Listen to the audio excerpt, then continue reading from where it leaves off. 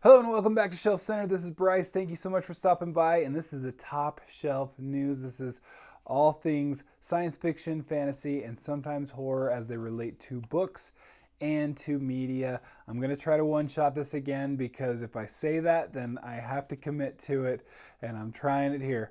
So, jumping into the books, the biggest thing that I have to say is one of my favorite series, one of my son's favorite series, because I just gave him this series literally a week, a week and a half ago, and he's already read 10 of the books and is on book 11. Has passed me up at this point because I just got the latest release. Anyway, I keep dancing around what it is. It's the Cradle series. Book 1 is unsold. The book we are all waiting for is Waybound, book number 12. It is the final book in Cradle, and we finally just today, I believe, the day of filming at least. Uh, so not the day that I've actually posted this, but we have got a release date for Waybound, and that is on June 6th. So June 6th, we've got Waybound, a conclusion to Cradle. It's very exciting. I cannot wait. It's definitely time to read Dread God. That is the last that I have to read. I was kind of holding off a little bit. Been pacing myself just in these last couple to kind of read them all in the right way and be able to be ready for Waybound. I know a lot of people are doing their rereads now. Now's a great time to do so. As I said, I've got to catch up to my son at this point. This is one of the few series, though, that unlike with Stormlight Archive, where he's already way ahead of me, it won't take too much at least, and we should be about the same. But man, has this been fun with my son reading it. We just laugh at all of the Ethan quotes. He has been literally texting me like over and over again, all the Ethan quotes. And they're just so good. They're so good. They're hilarious. There's one where it's like, and I'm going to totally butcher this, but I even posted it on Twitter and got some love from the author himself. But essentially, it's Ethan talks to Lyndon. It's not really a spoiler, but Ethan's like, "You're gonna make fun of me if you're gonna laugh at me if I tell you this." And Lyndon goes, "Well, I never laugh." And then Ethan goes, "Oh yeah, that's right. I've been meaning to get that looked into." And it's just so funny. I love this series. It's great progressive fantasy. I can't wait for the ending there. Speaking of which, though, in the same and the announcement was made by Will White, the author. In this video, a great video that he's actually teasing and announcing another book that he's got releasing this year, his science fiction book, The Captain, and it's looks like The Last Horizon. It's a space wizard series, and unlike Jedi, unlike Star Wars and the Jedi's, which often people will joke is space wizards, right? This actually, literally, if you look at the cover, has a wand wielding. Looks like a wizard, and it might actually be considered one in the book. We'll see, but that's gonna be releasing April 4th. So get your wallets ready. That's the problem with these. Will White is a favorite author of mine. I've now read a healthy amount of two series, let's just say. What is it? The House of the Assassin series. Is that what it is? Anyway, I'll post the cover, and it's great. I loved it absolutely. It was wonderful. All right. Speaking of progressive, independently published fantasy. That's a mouthful. Sufficiently Advanced Magic by Andrew Rowe, another one of my favorite progressive fantasy series, has got a Kickstarter. It's getting the Wraith-marked treatment, and if you haven't seen, they're like sort of Kaigen is one just stellar example. You've got Daniel Green getting the same, the Wraith-marked treatment as well. And so anyway, check out that Kickstarter, unless it's already over. I don't think it is, but anyway, the hard part about it for me is that there's quite a wide range. There's no real middle ground. A lot of times these will have a middle ground. There's not really in this one. It's donate whatever. It's $10 for a bookmark, and then it's $100 for the actual book, and it's beautiful. I cannot deny it is beautiful, but I'm like, yeah, it's probably worth 100, but I don't know if I can get there. If there's something in like the 40 to 50 range, you might have me. But anyway, it looks beautiful. And I can't say that I don't absolutely want it because it looks awesome. So do that with that what you will. Again, speaking of, it's just independent books right now. That's all I talk about lately. I did an independent books book haul recently, and here's where we're at. So, but speaking of Daniel Green and independent books, he's got his second book in his Lawful Times series, the audiobook, on his website or on YouTube, on his YouTube channel, all 7 hours of it. And again, I will be listening to it. I guarantee you that, because I enjoyed Breach of Peace, and I just like what he's doing. I want to support him putting his own audiobooks there on his channel. I mean, he'll make some money, probably not as much as if he were sticking with Audible, but he's sticking to his principles, and I appreciate that. I really do. And so I like Audible still, and I'm probably going to use them again one day. I did I did let you all know in a pretty recent video that I stopped my Audible account for the moment. I will be getting back to that. I've got to read Dread God somehow by Will White, but I do like what he's doing, and I do understand why he's not going all in on Audible right this second, even though he's still going to have his books there. So it's not like a complete separation. Everything's just going to be transition into one one thing. That's what happens when I one shot a video. So what I thought was interesting in Daniel Green's recent news video, yes, I do watch them. Sometimes I want to give my own take on it. Sometimes I beat him to some news. I'm very proud of that. I don't know if that means anything. It doesn't. But he did mention, and I thought this was interesting, Clark's World, this kind of I think it's competitors, the magazine of science fiction, of fantasy and science fiction is another one. But they, publisher of short stories for science fiction and fantasy even, I think, at least science fiction though. But they've been open to submissions for like ever, and they're always open to getting submissions and to people submitting their work and getting published. And it's where a lot of great books start, honestly. Like Ender's Game is one that started as a short story and then it was built into more. I just find it funny a little bit that due to AI, artificial intelligence, the science fiction magazine that publishes science fiction stories is not able to stay open for submissions. That's really the only reason I wanted to point that out. I thought that was ironic a little bit. I mean, it's in the Alanis Morissette ironic sense, which is the not ironic, more coincidental.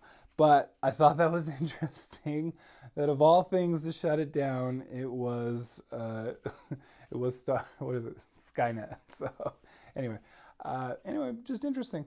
All right, let's jump into some media news. I got a couple things that are interesting, some rumors, some things. I don't know. It's got me curious here. So first thing, I guess, before we get to the rumors and whatnot. First thing, Deadpool 3.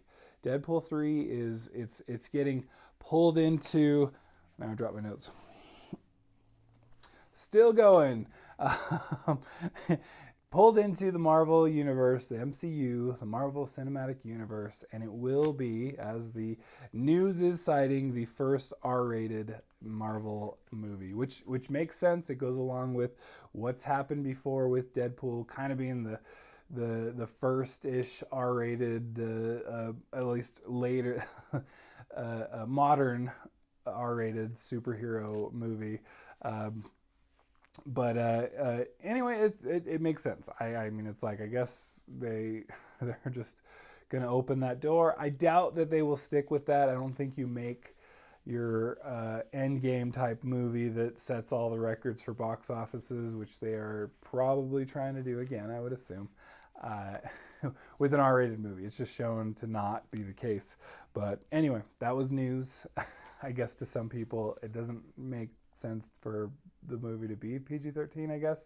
Although if you've seen Once Upon a Deadpool, I have an argument that that's even better. It was hilarious, and the way that it was brought in with a Princess Bride motif or whatever, a Princess Bride setup. I mean, I know I'm a huge Princess Bride fan, so maybe it was just me, but I thought it was amazing. I thought it was hilarious. So anyway, watch Once Upon a Deadpool. It's worth just seeing how the Princess Bride Fred Savage sorry, it's so funny to me how the Princess Bride Fred Savage and Fred Savage, I don't know, what is it, framing was used. Anyway, it's so funny. See, and this is what usually gets cut out, and now you have to hear me ramble about things that I can't think of in the moment while the video's freaking rolling.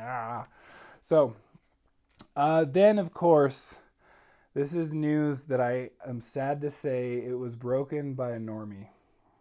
Yeah, how embarrassing, I know. One of my good friends is the one that broke this to me, a normie, not even on YouTube, doesn't even hardly watch any, and he broke the news. Although, in my defense, he's very up on certain things that he likes, so this makes sense. But anyway, new Lord of the Rings films. What did we want but new Lord of the Rings films, especially after Rings of Power just did so well for us. Let's get some new Lord of the Rings films. This is the perfect time for that to be announced, right? What? I mean, I'm sure it will be after the next 3 Spider-Man reboots, but, we'll wait for it, I guess. I'll watch it. This is the frustration I have with the modern times, with how much money is getting thrown into reboots. I have to say there are some that are done well, and none are coming to mind, but Editing Self will hopefully throw some up there, because I do have some in mind, but the actual titles of them are not coming to mind. So there are reboots that work. It can happen. It was Top Gun Maverick. Perfect example. That is one that works. You got to do it the right way, because you have to have a story that's still, instead of just a story that revolves around, remember that thing? Anyway, I want to be frustrated with reboots, to be honest. The more I've thought about it, and this is one where I just want to get a discussion going, because the more I think about it, the more I'm like, maybe it's okay. Maybe I don't need to be as mad about it, because it just seems so frustrating, especially when Spider-Man was rebooted for the 3rd time in like 10 years. It's like, what is going on? Why? And we as a society decided, you know what, we're on board. That's how much, at least my Spider-Man loving soul loved it, because that's how much we love Spider-Man. Spider-Man can do that, but Batman's getting rebooted. Everything's Superman every time you turn around. So clearly people will go pay their money to see it, and I think that's obviously why Hollywood constantly does it, because they make all the money from it. Sure, okay. I will say what's good is we live in a golden age of TV and movies and everything, and we have our Netflixes and everyone's scrambling to get everything. And you have also these big hits like Stranger Things, which outdid everything last year, right? It was the #1 show or watched streaming thing on the internet. And so, I have to go. I'm taking a step back. My initial gut reaction is I hate reboots. They can all burn where they belong. But at the same time, I'm like, hey, a lot of money's thrown at it, but we also live in a time with a lot of independent, new, strange, crazy things. I mean, look at Ted Lasso, just like a nice guy at the lead, and you're rooting for him, and in this world of reality TV somehow works. Look at Severance. I am loving that, and it's unique, and it's weird and crazy, and I even like that the MCU has gone into weird, crazy kind of stories with like WandaVision, Loki. They've stayed safe to some degree, but they went weird for a little bit, and I like that. I'm all here for it. So even that, but again, we got a lot more independent just projects that are working out that people are able to do. And if anything, because technology is so good that you can have a phone that you can film a whole movie on. And then editing software that's not inexpensive. That is inexpensive, man. That's not inexpensive. Wow. Why am I one-shotting things? This is a terrible idea. Woo! Final thing, and has to do also with reboots. I'm trying to one-shot this, sorry. And we've got just rumors, Harry Potter reboot in the makings potential. And if the rumors are out there, I don't doubt them, because Harry Potter's now it's ancient, I guess, now that it's a couple years old, and we're getting, it's beyond a couple years now. I get it, but do we need that? Is that one? Again, I know I just made the argument that it's okay, but again, my gut reaction is, really, this soon? It's still pretty dang soon. And the original movies are really well done. I just watched them all with my kids because we're going to Harry Potter World soon. And it's they're good. I think even arguably the first 3 movies are better than the books because they're just so much fun. They show that fun magic, and they really not only capture the essence of the books, but then you can just, I don't know, I feel like the characters, and maybe that's because I fall in love with them, and the actors themselves, they do just such a good job of bringing it all to life. They're just so much fun. And anyway, again, Harry Potter movies, again, doing this again. And again, there's a lot of problems with J.K. Rowling at the moment, so it kind of doesn't make sense. But also at the same time, our societal consciousness is pretty short. That memory is pretty short. And so maybe that rumor, and this will come out in a couple years and everyone will forget. I don't know. At the same time, I don't like being dictated what I'm allowed to watch and not watch. And there's a lot more that goes into a movie than just one single person. So I'll leave it at that, I guess. Anyway, thank you so much for stopping by. Please like and subscribe if this is something you liked. And if it's not, you could also subscribe and like, but you will like that less, so probably don't. Anyway, I am just rambling at this point, and we will catch you later. Happy weekend. Bye.